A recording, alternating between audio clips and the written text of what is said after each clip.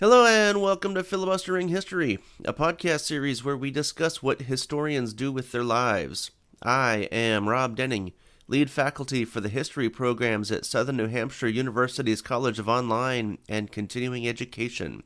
At this point, I usually introduce my fellow traveler, my comrade in arms, the guy I go to for arcane punk rock knowledge, James Fennessy, but he's out doing something right now and won't be joining us, so he's dead to us for this episode. Maybe he'll return next time, maybe not. So today it's just me interviewing Lauriann Deaver, an instructor in the history department at Southern New Hampshire University. Lauriann recently recorded a conversation with James and me about her research into the collapse of the Teton Dam in eastern Idaho in 1976, and the federal, state, and local responses to the disaster that came from that collapse. That conversation will appear as an episode of the History Soundbites podcast, but this conversation, the one you're listening to right now, is a behind-the-scenes talk with Lauriann about her research, her background, and what comes next. What is your name and what do you do? I am Lauriann Deaver, and I am a history instructor at SNHU. Well, that's great. We're glad to have you. One of the reasons that we are talking to you is because of the presentation that you recorded for us on the collapse of the Grand Teton Dam and the response of the local LDS Mormon community to it. And just to provide people a sense of who you are and where you come from, can you give us a little bit of your academic and professional background? Sure. I did my undergraduate work at a small liberal arts school in Virginia, and while I was there, I fought going into history for a long time because I didn't think it would be practical. Now I'm glad that I've moved away from that. But it was great to be in Virginia, and that's where I kind of fell in love with American history. It was a very small school when I went there, Southern Virginia University. And when I started, it was 250 students, and my high school graduating class was like 500, so it was weird. And I had a really great advisor, and he kind of took me under his wing, and just listening to his lectures was really amazing. And it was a small enough school that we would go on field trips in college. And we went to Jamestown and Williamsburg, several Civil War battle sites. And I think that kind of just got me more excited about it. I always felt growing up in Idaho that there wasn't a lot of history there. I have been proven wrong since then, but that was what got me excited. So I majored in history at SVU, and then I took several years off while my husband was finishing his degree and going on to other educational pursuits. And then we ended up back in Boise, and I applied to Boise State, and that's where I got my master's degree. And while I was there, I focused on environmental history, and I've really enjoyed that. It's been a perspective on American history that's really opened my eyes to all the different possibilities and avenues for looking at the American narrative differently. So that's kind of my educational background in a nutshell. And then while I was at Boise State, I was a graduate assistant, and I think I taught Western civilization probably about 1 billion times, and that would be my work background. And now I teach several different history classes at SNHU. Yeah, your educational background sounds fairly similar to mine. I went to school in California, and the school I went to, California State University, Sacramento, their history program is heavily geared towards the study of the American West. And so my MA thesis was on California during Reconstruction. My dissertation, I eventually went to Ohio State for my PhD program, but while I was there, I stuck with California as my topic. Ended up going into environmental history and talking about the development of the environmental regulations in California in the 1960s, 1970s. And so a big part of that is talking about, the history of water regulations and air regulations and attempts to clean up pollution. But another big part of it, of course, out in the West is the redistribution of water, because you've got a finite amount of water and you've got a whole lot of dry land out there. And so one of the biggest environmental questions or the biggest environmental problems of the West, in addition to the usual things like smog and pollution and all of that, but also there's just the distribution of natural resources in order to maximize agriculture and other industries throughout the West. And so it's a fascinating history. I think it's amazingly fascinating anyway, so I'm glad to hear that you like that too. We could probably sit here and talk for hours about the development of water reclamation projects and all that in the West. That's really cool. I'm glad you're excited about that because I am too. I know. If you had told me 10 years ago that reading about pollution and water redistribution and all of these things would be something that I was interested in, I would have been shocked. And I think I'm still shocked that this is what I like, but I get into these different stories and it's just fascinating to me. I think one thing that I've liked about environmental history is looking at how pollution and those types of things tend to hurt different socioeconomic classes Hmm. more seriously. And so one of the things that I've kind of looked at or really enjoyed studying was just the inequalities that come out with the use of the environment and this idea that people profiting from these companies don't live around where they're polluting. So it's the workers, and it's that tension between they need the job, but they're hurting themselves and the environment. And what do you do that gets me in a historical mode and interested in wanting to research? And I think that's what drove me into environmental history, but it was not something that I'd ever thought about. So it does Right. surprise me on a daily basis that that's what I'm doing, but I love it. There is something to be said for there's kind of been a theme of Western environmental history where the West is in kind of a colonial relationship with the more industrialized areas of the country because the West is there to extract raw resources, but they're not actually processing those resources in the West. They're always shipping it back to, the East Coast or into California or something where all these resources get processed into finished goods. And so there is kind of this sense of, in the old days, they would call it kind of a colonial relationship. I think we probably are a bit more nuanced about it now, but there is kind of that sense of how things operate in the West and just the remoteness of it, the sparse population. So it does create environmental concerns that are different from the rest of the country because, California is different because California is always kind of different from the rest of the West because of population and all of that. But so California's got concerns with like smog and all of that. But in other areas of the West, they don't really have too much of a problem with smog or the dirty water is caused by things like resource extraction rather than pollution, chemical pollution from industrial plants and all of that. So in some ways the problems are similar, but in other ways they are very different. Yeah, definitely. It's a topic that I think there is a lot left to be said on, that's for sure. Yeah. And like you said, it's not exactly a sexy topic. I mean, when it comes right down to it, it's a hugely important topic though, because a lot of these communities in the West simply would not exist without these environmental issues because the environmental issues are caused because of these communities exist in the first place. A lot of communities in the West shouldn't exist where they are. They only do it through the manipulation of the natural environment. I always tell my students, I always kind of crack jokes with them about the city of Los Angeles should not exist in California. There's no water there. There's no reason it should be there. The only reason it exists is because Californians over the last 150 years have rerouted all of the water systems for like the surrounding 3-4 states to send water to Los Angeles in order to keep it alive. And that's a conscious human decision. And so the environment, even if it's not something that seems completely obvious, it's one of those things where if not for the environment, the life would be very different, obviously. Well, I mean, that's kind of a given, I suppose, but Yeah, it's something that we don't even think about. We don't think about the built environment that has helped us to reshape the environment through things like dams and canals and basically all the water redistribution processes that we've built throughout the West. yeah, I agree. It's definitely a heavily manipulated environment, but we don't tend to see it that way. And I think when we Right. misunderstand that, that's where we start to have issues. That's what in Idaho, I know we debate a lot about protecting certain areas and things like that. And but you're always like, what are we protecting? A manipulated environment, and Right. want it to go back to a natural state? All of these issues that Right. if you don't look at it, you don't understand what the consequences are going to be. And so I know that's something that we debate in Idaho all the time. One obvious example would be the introduction of wolves or reintroduction of wolves. There's two sides to every story, and you hear both sides of the argument, and it's a difficult issue. But that's, one representative issue that I think we keep debating in the West. Like, what do we want it to look like? Because we've manipulated it so much that I don't think we know. I don't think we really Right. want it to go back to what it was.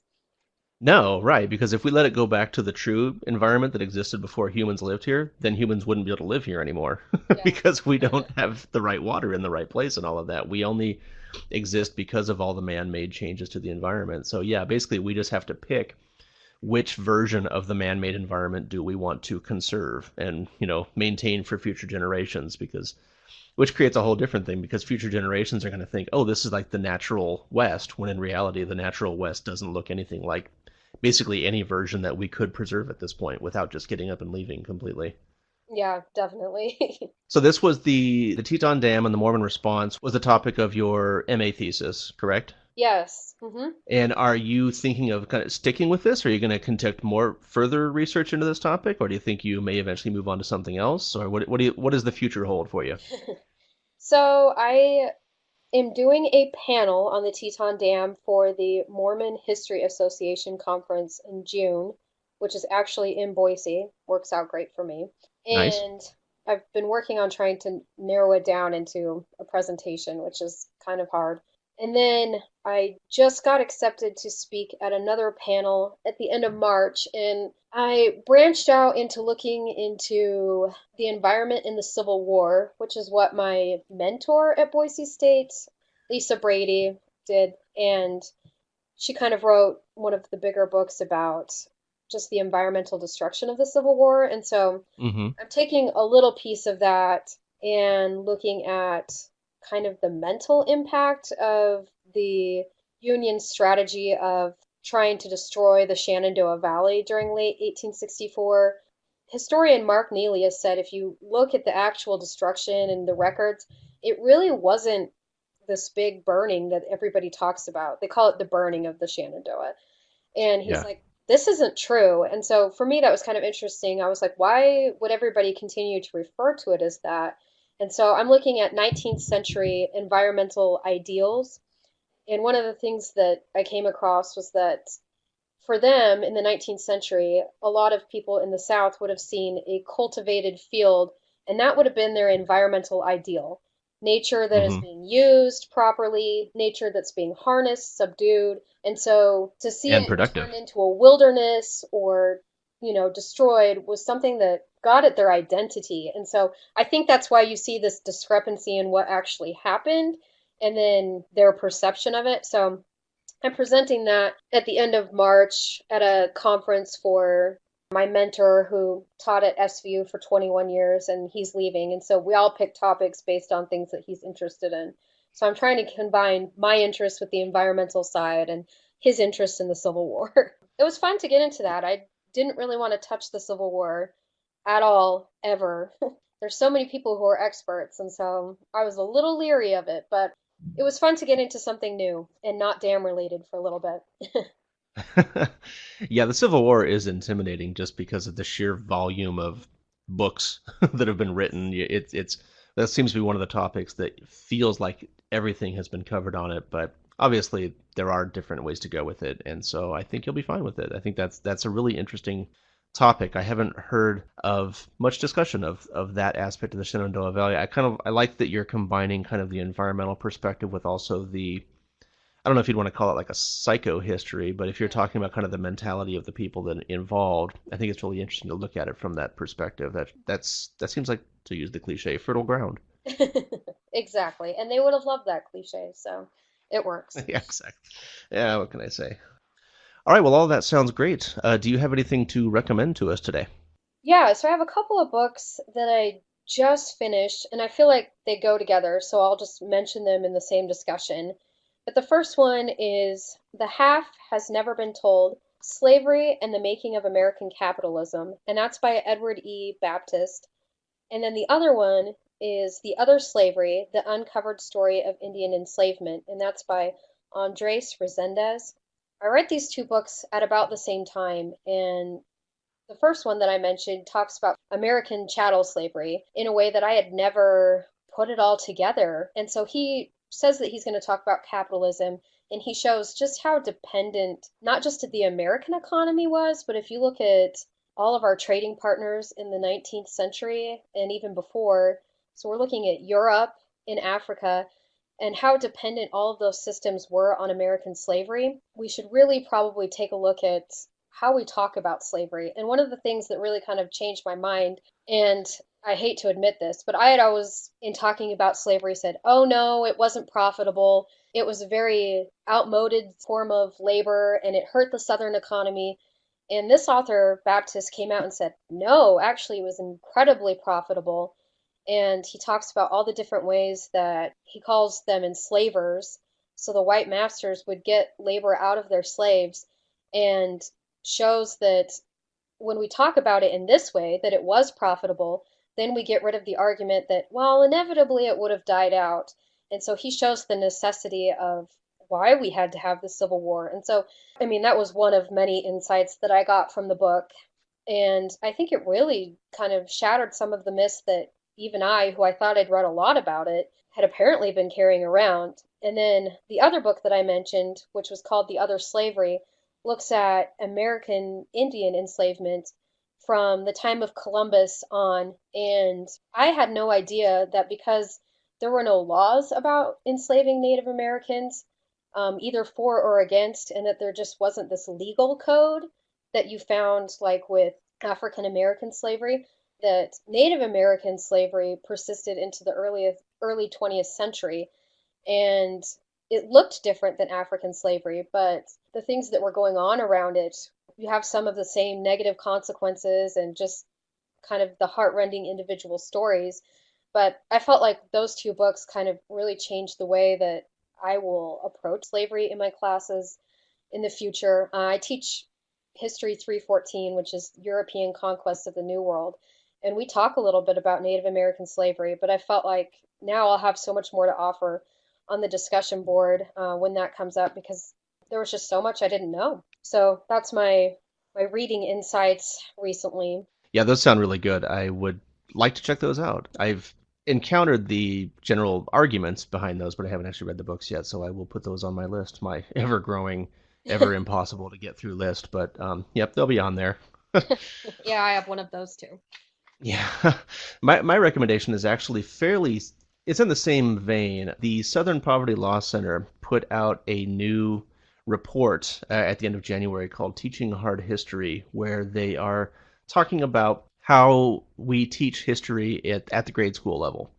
And what they found after conducting a bunch of surveys with school teachers is that, as you can imagine, there's a lot of kind of concern and trepidation around the study of history and around the teaching of history, especially when it involves slavery, because it brings up so many issues with race relations, and especially today with the aftermath of things like the kind of the resurgence of white supremacist movements in the United States recently.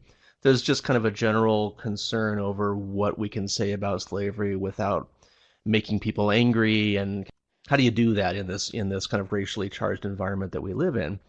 And the general conclusions that the SPLC found is that high school and even below, but history teachers are concerned about that. They don't quite know how to teach history, and they don't really know what to say about history. And so what is happening is that students that go through those classes are coming out of it having a very shaky and skewed and a view of history that has a lot of gaps in it. And so they're finding things like history students are unable to name slavery as, the primary cause of the Civil War. I mean, we don't need to get into a debate over the states' rights versus slavery and all of that, but from a mainstream historical perspective, slavery is at the root of the Civil War. But a lot of students don't know that, and they can't say that, or they can't formulate it. And so teachers are teaching about slavery, but they're not very going into too much detail about it. Textbooks aren't providing very good coverage of slavery. They tend to speak in generalities. Whenever we talk about slavery, we tend to try to balance it. We try to talk about the good stuff, like Harriet Tubman and the Underground Railroad, at the same time that we're talking about the bad stuff, which tends to present to a lot of audiences that there's an equivalency there and there's a balance there, when in reality, you can't mitigate slavery by talking about the Underground Railroad. The Underground Railroad exists because slavery is such a horrible thing. So this report is trying to lay out the problems that teachers are encountering and why teachers are encountering these problems. Some of it is that, American history, we tend to like to talk about problems that we think are solved. So we like to talk about, oh, things happened in the past. They were miserable, but things are better now. We fixed it. And so race tends to get presented in that way. We had slavery, but oh, look at all the great stuff we've done since then. There was a whole civil rights movement with Martin Luther King and all of that that fixed it. And so now we can move on and talk about other things. And so there's an unwillingness among history teachers to go into much more detail than that. And maybe not even an unwillingness, but they're just not sure how to do it without alienating audiences and all of that. And so this report is trying to come up with potential solutions to all of that. And those potential solutions are things like using primary sources that show what life was really like for slaves. We need to improve textbooks. We need to strengthen the curriculums. We need to provide resources to teachers to give them the context that they can use. That way that if they receive a challenge from a student or a parent or somebody, that they have something that they can fall back on and they can say, well, this is what the mainstream historical consensus is. But because we haven't really addressed it head on in a way for history teachers to be able to fall back on it, teachers feel like they're kind of left on their own, and that can create some tension and all of that. So anyway, I will post a link to the Southern Poverty Law Center report in the episode notes here, and we'll post links to the books that you mentioned a few minutes ago.